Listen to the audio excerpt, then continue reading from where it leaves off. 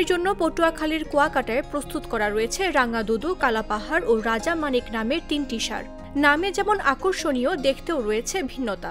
Kuakata dairy farm নামের একটি খামারে অর্ধশতাধিক গরু থাকলেও ষাঁড় ৩টি সবার নজর কেড়েছে।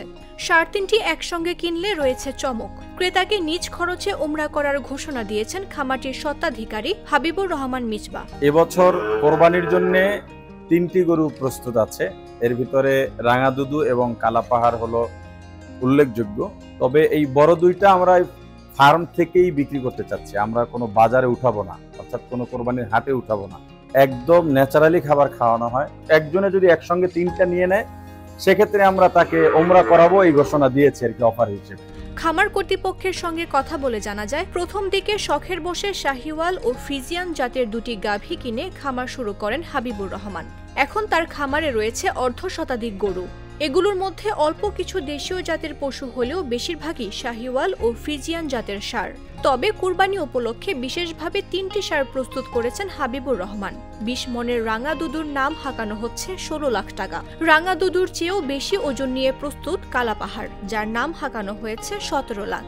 তবে ওজন ও বয়সে কিছুটা পিছিয়ে থাকার রাজা মানিকের দাম ১২ লাখ টাকা।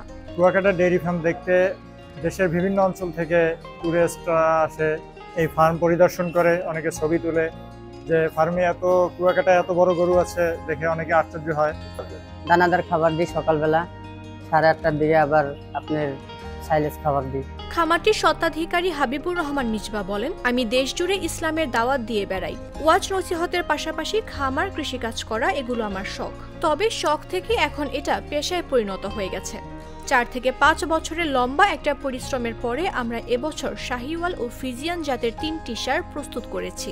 তিনি আরও বলেন, বড় জাতের এই পশু প্রস্তুত করতে আমরা কোনো প্রকার মেডিসিন বা ক্ষতিকারক খাবার দেইনি, স্বাভাবিক খাবার খাওয়ানো হয়েছে। এ বিষয়ে উপজেলার প্রাণী সম্পদ কর্মকর্তা ডক্টর মারুফ বিল্লাহ খান বলেন, চলতি বছরে উপজেলায় ২২,০০০-এর বেশি গরু কুরবানির জন্য প্রস্তুত করা হয়েছে। কেউ যাতে এসব পশুর শরীরে ক্ষতিকারক উপাদান ব্যবহার করতে না পারে, সেজন্য প্রাণী সম্পদ বিভাগ সবসময় নজরদারি করছে।